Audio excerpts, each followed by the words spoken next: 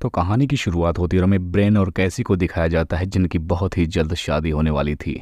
लेकिन हम जान पाते हैं कि थोड़े ही दिनों से इनका रिलेशनशिप अच्छा नहीं चल रहा था।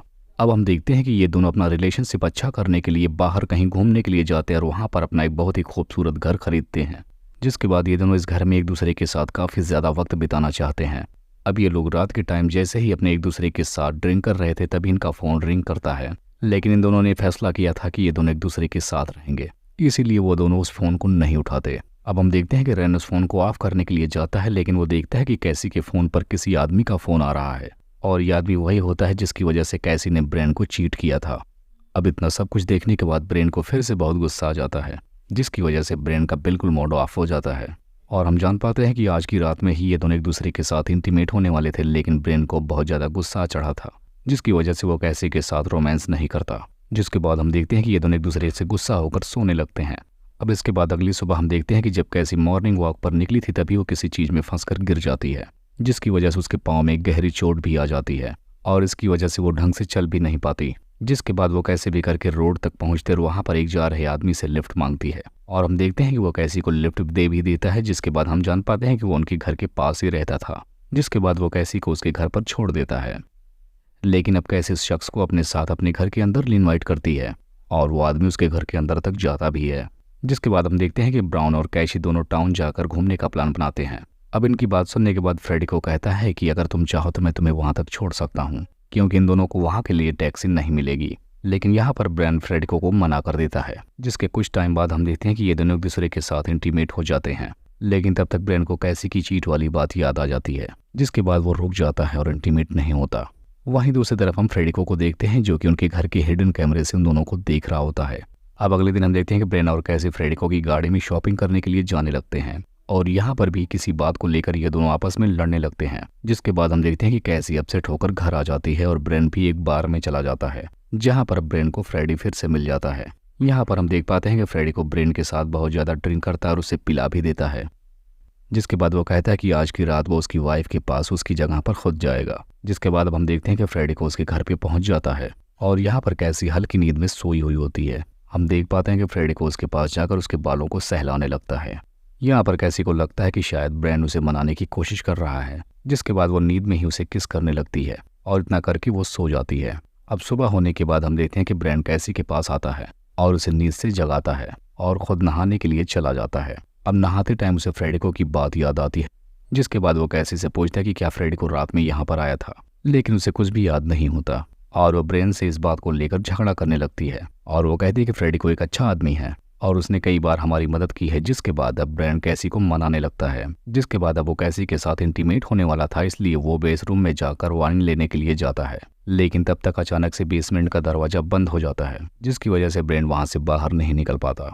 वहीं दूसरी तरफ हम फ्रेडिको को देखते हैं जो कि अब भी कैसी के घर पर ही मौजूद था।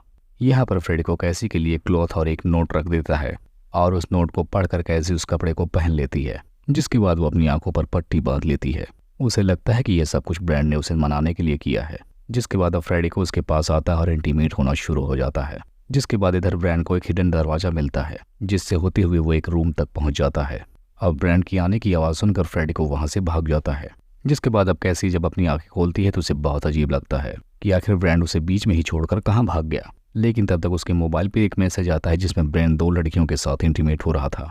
अब इतना सब कुछ देखने के बाद कैसी को बहुत ही गुस्सा आता है। जिसके बाद अब बेसमेंट से बाहर आकर ब्रेन एक रूम में पहुंच जाता है। वहां पर ब्रेन भी कैसी का एक वीडियो देखता है जिसमें कैसी उसके साथ इंटीमेट हो रही थी। अब फ्रेडिको के साथ कैसी को इंटीमेट होता हुआ देखकर ब्रेन के होश उड़ जाते हैं। इधर कैसी उसे ढूंढते हुए उसके पास आ रही थी और उसको आकर बार वाली वीडियो दिखाती है। यहाँ पर कैसी उसे समझाने की बहुत कोशिश करता है, लेकिन कैसी उसकी एक भी नहीं सुनती। जिसके बाद वो अपना मोबाइल तोड़कर फेंक देती है, जो कि सीधा जाकर एक मिरर पर लग जाता है। अब मिरर के टूटने के बाद उन्हें पता चलता है कि उस शीशे के पीछे एक हिडन कैमरा भी लगा है। अब कैमरा देखने के बाद वो दोनों समझ जाते हैं कि यह सारा काम फ्रेडिको का है और फ्रेडिको भी ये सब कुछ दिख रहा होता है और इसे समझ में आ जाता है कि इसके बारे में अब इन दोनों को सब कुछ पता चल चुका है। और इसके बाद फौरन अब फ्रेडिको उनके घर पर पहुंच जाता है। यहाँ पर ये दोनों फ्रेडिको से काफ़ी ज़्यादा डरे हुए थे। यहाँ पर ये दोनों कहते हैं कि फ्रेडिको के इस हरकत के बारे में वो कभी किसी को नहीं बताएंगे। लेकिन फ्रेडिको यहाँ पर हंसते हुए कहता है कि ये सब कुछ उसने काफ़ी लोगों के साथ कर चुका है, जिसकी वजह से उसे अब कैसी से प्यार हो गया है। जिसके बाद अब फ्रेडिको ब्रेन पर चाकू से हमला कर देता है। लेकिन इधर कैसी के हाथ में एक रॉड आता है और वो फौरन फ्रेड को बचाने के लिए फ्रेडिको के ऊपर हमला कर देती है। और यहाँ पर हम देखते हैं कि कैसी उस रॉड से फ्रेडिको को तब तक मारती है जब तक वो मर नहीं जाता। जिसके बाद अब ये दोनों मिलकर उस लाश को ठिकाने लगा देते हैं। अब ये लोग वहां से जा ही रहे थे, तब तक उस घर का ऑनर भी वहां पर मौजूद हो जाता है, क्योंकि ब्रेन ने उससे कहा था कि फ्रेड को उसे परेशान कर रहा है। लेकिन यहाँ पर ये दोनों मालिक को बताते हैं कि अब सब कुछ ठीक हो चुका है, जिसके बाद फ्रेडिको अब उन्हें तंग नहीं करता। जिसके बाद हम देखते हैं कि वो ऑनर अब फ्रेडिको के घर पर जाता है। जिसके बाद वो फ्रेडिको के कंप्यूटर में सब कुछ देख लेता है और उस कैमरे की मदद से उस ऑनर को भी पता चल जाता है कि कैसी और ब्रैड ने मिलकर उसको मार डाला है। अब इतना सब कुछ देखने के बाद उसे काफ़ी गुस्सा आ जाता है। जिसके बाद वो ऑनर उनके घर पे वापस से पहुंच जाता है। यहाँ पर वो उन दोनों से कहता है कि उन्हें ऐसा नहीं करना चाहिए था। यहाँ पर वो कैसी से बात कर रही रहा था, तब तक ब्रेन उसे पीछे से आकर मारने की कोशिश करता है, लेकिन तब तक वो आदमी अपनी गन निकाल कर ब्रेन पर पॉइंट कर देता है। अब वो ब्रेन पर फायर करने ही वाला था, लेकिन तब तक कैसी उस पर अटैक कर देती है और इस आदमी को भी यहीं पर मार देती है। जिसके बाद अब ये दोनों मिलकर ऑनर की बॉडी को भी ठिकाने लगा देते हैं और अब ये दोनों चालाकी से फ्रेडिको के घर पर जाकर उसके कंप्यूटर से सारी जानकारी डिलीट कर देते हैं। जिसके बाद हम लास्ट में जान पाते हैं कि घर के बाहर भी एक कैमरा लगा हुआ था और इनकी वीडियो एक इनलीगल वेबसाइट पर चल रही होती है और जो लोग भी इनकी वीडियो देख रहे थे वो काफ़ी शॉक्ड हो जाते हैं। लेकिन इनमें से कोई भी व्यक्ति पुलिस को कॉन्टेक्ट नहीं करता, क्योंकि इस वेबसाइट को देखना भी एक इनलीगल काम था। और इसी को दिखाते हुए इस मूवी का यहीं पर एंड हो जाता है।